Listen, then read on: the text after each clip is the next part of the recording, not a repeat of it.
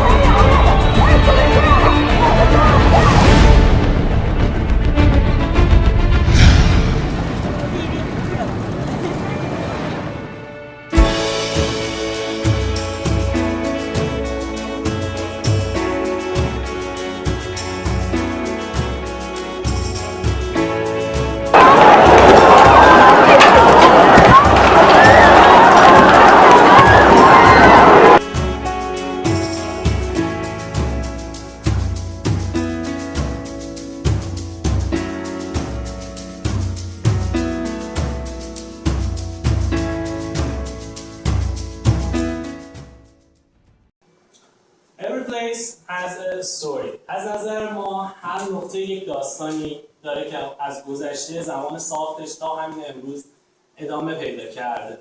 این لوکیشن ممکنه که یک بیمارستان باشه، یک ورزشگاه باشه، یک برج، یک میدون، حتی یک ساختمان معمولی یا یک خیابون باشه. از نظر ما همه اونها یک داستانی دارن. یک بیمارستان چه اتفاقاتی اونجا افتاده، چه زندگی‌هایی ایجاد شده و شاید هم چه کسانی اونجا فوت کردن. یا توی یک میدون چه مردمی با چه خواسته‌هایی جمع شدن. یک برج از چه زمانی ساخته شده و چه کسانی توی ساخت اون دخیل بودن. و یا اینکه توی یک ورزشگاه چه کسانی، چه ورزشکارانی اومدن و افتخارات بزرگ رو برای اون مملکت کسب کردن. از اینجا بود که ایده پلی استوری شکل گرفت و ما این ایده برامون فوق‌العاده جذاب بود. اما برای اینکه بدونیم بقیه هم این ایده براشون جذاب بود، به سمت این رفتیم که یک پول و یا یک اینترویو با یه تعدادی از آدم‌ها داشته باشیم. اولین سوالی که داشتیم ازشون پرسیدیم که آیا شما توی نقطه‌ای که قرار گرفتید دوست دارید که در مورد اطلاعات تاریخی و گذشته‌مون بدونید؟ نتیجه برای ما واقعا جذاب بود. بیش از 85% آدم‌ها براشون این وضعیت فوق‌العاده جذاب بود. و سوال بعدی که پرسیدیم در مورد این بود که چه نوع ایونت هایی رو اونها دوست دارن که توی صدر اونها اطلاعات تاریخی و هنری و همچنین اطلاعات سیاسی بود، ایونت های سیاسی بود. اما سوال بعدی که پرسیدیم این بود که آیا شما هم دوست دارید یک بخشی از تاریخ باشید و شما هم بتونید یک واقعه رو رکورد کنید و توی تاریخ، توی کتاب تاریخ ثبت بکنید. اینجا هم نتیجه جالب بود و بیش از 80% مردم به این قضیه رغبت خیلی خوبی نشون دادن. سوال آخرمون هم این بود که آیا نقطه اعمال در حال حاضر توی دنیا وجود داره که شما بخواید در حال حاضر ببینید اونجا داره چه اتفاقاتی میفته، مردم در مورد اون نقطه توی اونجا چی دارن میگن. و باز هم نتیجه خیلی خوب بود و بیش از 90% مردم این قضیه رغبت نشون دادن. اما ولیوهای ما چی بوده؟ ما قرار هستش که یک knowledge based application ایجاد بکنیم و این دانش یا همون اتفاقات تاریخی که قرار هست به مردم یا کاربرانمون بهتر بگم قرار هست که به اونها ارائه بکنیم تا به حال به این شکل ارائه نشده.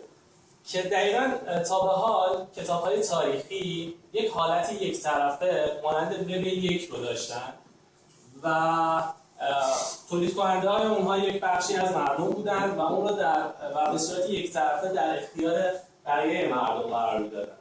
اما ما قرار هستش که این داستان رو کاملا دو طرفه بکنیم، یعنی عملا این مردم هستند که از امروز به بعد کتاب تاریخ رو برای هر نقطه اونها هستند که می‌نویسن. دومین ارزش ما بحث احساس هست. وقتی که تکست توی وب مطرح شد کاربران زیادی رو نتونست به خودش جلب بکنه از نظر زمانی که قرار بود این وب اصلا داستانش طوری نبود که بخواد گستردگی پیدا بکنه، قرار بود که فقط یک حالت انتقال اطلاعات داشته باشه. ولی وقتی که این تکست تبدیل شد به هایپر تکست و مولتی مدیا به اون اضافه شد باعث شد که کاربران بیشتری رو بتونه به خودش جذب کنه. ما هدفمون این هست که زمانی که کاربر این اپلیکیشن رو باز میکنه و داره از اون استفاده میکنه حس این که دقیقاً توی تاریخ اون منطقه داره پیاده روی میکنه و هر نقطهش رو میتونه ببینه و حتی در همون لحظه اگر اتفاقی افتاده اون رو توی کتاب تاریخ ثبت بکنه و خودش جزئی از اون باشه و اون رو با دوستانش بتونه به اشتراک بذاره. سومین ارزش ما موبایل اپ هست. این امکانات قرار هست همگی در قالب یک موبایل اپلیکیشن ارائه بشه. ما اگر بخوایم به اطلاعات یک نقطه خاصی از دنیا دسترسی داشته باشیم، اولا باید در مورد تایتل اون به درستی بدونیم و بریم سرچ بکنیم، یا اینکه بخوایم بدونیم مردم در مورد اون چی گفتن باید بریم شبکه‌های اجتماعی سرچ بکنیم و این قضیه توی زمانی که من الان اینجا قرار گرفتم و میخوام بدونم اینجا چه اتفاقاتی افتاده تا حد خیلی زیادی سخت است. ما این رو قراره که کاملا با چند تا تب خیلی راحت بتونید شما توی اون لوکیشن توی زمان گذشته بالا و پایین بکنید و خیلی راحت بتونید به تمام اطلاعات و اطلاعات اون در گذشته دست پیدا کنید و ببینید واقعا مردم نظرشون در مورد این اتفاقات چی بوده. همه ارزش‌های ما بر پایه این ارزش پایینی هست. ما قرار هستش که همه این اطلاعات رو بر اساس یک لوکیشن یا بهتر بگم یک مکان یا پلیس ارائه بکنیم. اما قرار است که ما این کار رو چطور انجام بدیم؟ اتفاقایی که توی گذشته اتفاق افتاده و اطلاعاتی که توی آینده قرار هست اتفاق بیفته از امروز و در آینده. اطلاعات گذشته ما هم باز دوباره به دو دسته تقسیم می‌کنیم. اطلاعاتی که گذشته خیلی دور بوده که برای جمع کردن اونها باید وبسایت‌های مثل ویکی‌پدیا رو کراول بکنیم و این اطلاعات رو از اونجا در بیاریم. اما اتفاقایی که نزدیکتر هست 5 سال گذشته، 8 سال گذشته میتونیم به شبکه‌های اجتماعی هم مراجعه بکنیم و همچنین به شبکه‌های خبری که اطلاعات اون اتفاقات رو پوشش دادن مراجعه بکنیم. اما از الان و به بعد در کنار اینکه کاربران در حال نوشتن اتفاقات در آن واحد داخل پلی استوری هستند، ما اتفاقاتی که توی هر نقطه در حال ترند شدن هست با استفاده از گوگل ترند و هشتگ ترند توییتر اونها رو دیتکت می‌کنیم و در داخل تایملاین اون اپلیکیشن اون نقطه قرار میدیم و این اطلاعات کاملا در سرورهای ما آرکایو میشه و عملاً به هیچ عنوان این قرار نیستش که تغییر بکنه. این زمانی که چیزی در تاریخ ثبت شد و این رو مردم ثبت کردن هیچ وقت دیگه پاک نمیشه و در هر زمانی که شما توی اون نقطه قرار بگیرید میتونید به اون اطلاعات دسترسی پیدا کنید. ما این اپلیکیشن رو براش برنامه‌های زیادی داشتیم و داریم و UI های مختلفی زدیم روی بحث تایملاین. نه مشکلی نیست. من میتونم زمان بیشتری داشته باشم چون حدودا فکر کنم 2 دقیقه دیگه اگر خیلی ممنون میشم. استپ اول ما پلتفرم iOS هست. همونطور که میدونید خب کاربران iOS میتونن پول بیشتری برای یعنی بهتر بگیم پول بیشتری برای اپلیکیشن هاشون خرج کنن. ما تارگت رو توی استپ اول پلتفرم iOS قرار دادیم و توی اپ استور گروهایی که ما قرار هست توش وارد بشیم سوشال نتورک، نیوز و تراول هست که خیلی بزرگ هم هستن، اما ما رقبای خیلی بزرگی هم توی اونها داریم. عملا مارکت سایز ما به شدت بزرگ هست. اما چطور قرار پول در بیاریم؟ ما برای اینکه کاربران بتونن به یه لوکیشن سابسکرایب بکنن و بدونن توی یک نقطه اتفاقات خیلی بولد و خاصی داره میفته میتونن یه سابسکریپشنی داشته باشن و همچنین میتونیم مثل اینستاگرام لوکیشن بیس پریمیوم اکانت داشته باشیم. شما زمانی که وارد اپلیکیشن میشید لوکیشنی که الان هستید و با اون ساین اپ میکنید براش قرار نیست هزینه پرداخت کنید. من داخل آزادی بخوام برم قرار نیست هزینه پرداخت کنم، توی شهر خودم هست. اما وقتی سفر میکنم به یک شهر دیگه اون موقع برای گرفتن اطلاعات نیاز هست که پریمیوم اکانت داشته باشم. و گزینه سوم هم لوکیشن تارگتد آفرز هست که میتونه یه بحث تبلیغاتی روی قضیه باشه.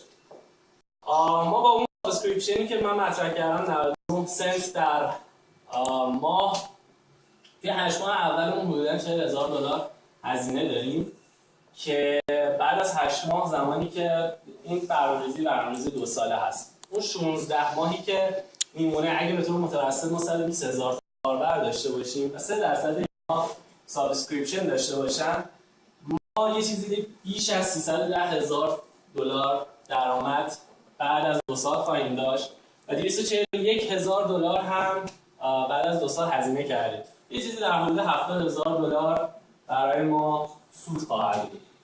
اما رودمپی که ما تنظیم کردیم برای اینکه به این تارگتمون برسیم یک رودمپ 5 فازه هست که ما تکه توی هر فاز با ددلاین مشخص قرار هستش که به چه نتیجه برسیم. توی مرحله قرار هستش که کور پروداکتمون رو تولید بکنیم، اینفراستراکچر اطلاعاتیمون رو در بیاریم و برای اینکه یه تارگت کوچولو داشته باشیم و بتونیم اون رو توسعه بدیم 500 نقطه رو برای شروع انتخاب کردیم و برای اون 500 نقطه اطلاعات رو کرال می‌کنیم و در داخل آرکایو سرورمون نگهداری می‌کنیم. توی فاز دوم ما به سمت موبایل اپ میریم و توسعه اون از اینجا iOS دیولپرها وارد میشن.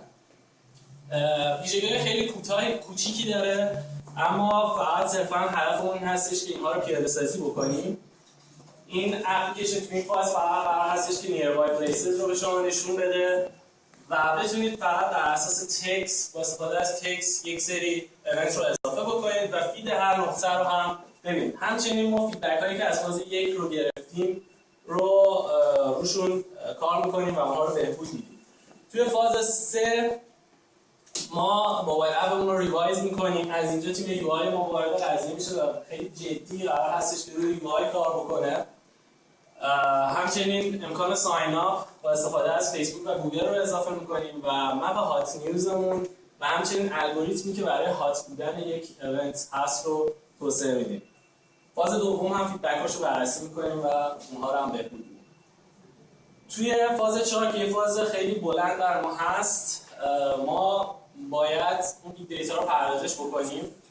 گوگل ترند و توییتر برای ما تو اولویت هستن و یک تیم 3 نفره از برنامه‌نویس‌ها هستش که کاملا روی این قضیه فوکوس داشته باشن و بتونن یک راهکاری ارائه بدن که ما بتونیم بر اساس لوکیشن از گوگل ترند و توییتر اطلاعات بگیریم. همچنین نظارت بر این اطلاعاتی که داره میاد یک مسئله خیلی مهم هست که اینفراستراکچرش رو در همین فاز ما اضافه می‌کنیم. فاز پنجممون هم افزودن امکانات سوشالمون هست. امکان اینکه توی مرحله اول ما فقط تکست رو در نظر گرفته بودیم، توی این فاز امکان فوتو رو هم اضافه می‌کنیم. فوتپرینت که همون چک این کردن تو اتفاقات گذشته است رو اضافه می‌کنیم.